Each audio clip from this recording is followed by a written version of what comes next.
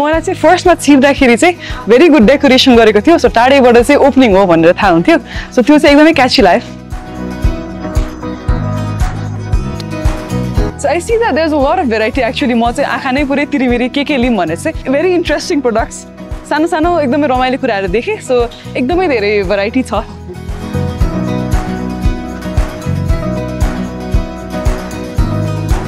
ट्रान्समै मलाई कस्तो वाउ लागेको चाहिँ यो फर्स्ट हो कि फर्स्ट स्टोर हो।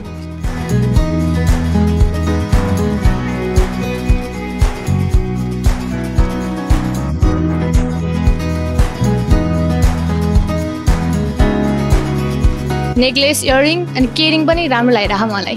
यदि बिजनेस नयाँ स्टार्ट गर्न मन छ भने यता आएको भए राम्रो।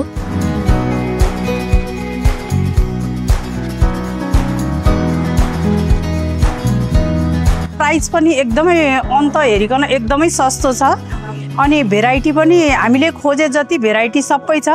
हामीलाई बाहिर कतै जानु पर्दैन, सबै यहीँ भेटिन्छ।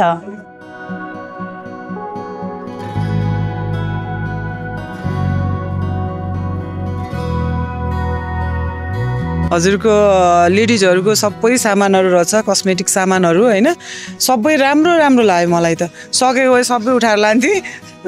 मैले मेरो आर्थिक उसले चाहिँ भेटेन, त्यसैले लिमिट लिएर आएको।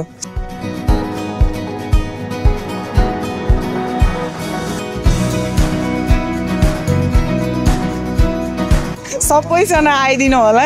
यहाँनिर सामानहरु एकदम राम्रो अनि क्वालिटी भएको सामानहरु रहेछ, मलाई चाहिँ खुसी लाग्यो। मैले पनि लिए, मेरो दिदीलाई बहिनीलाई पनि लगिदिएको छ।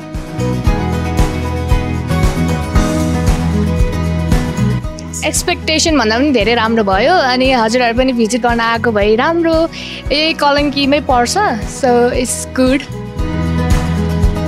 एक्चुअली मलाई कलङ्की पहिला चाहिँ एकदम बेयर लाग्थ्यो, but I think it is lighted up अहिलेको डेकोरेसनले। डेफिनेटली प्लिज भिजिट सुन। म आज ओपनिङमा आएको छु, छिट्टै आउनु होला।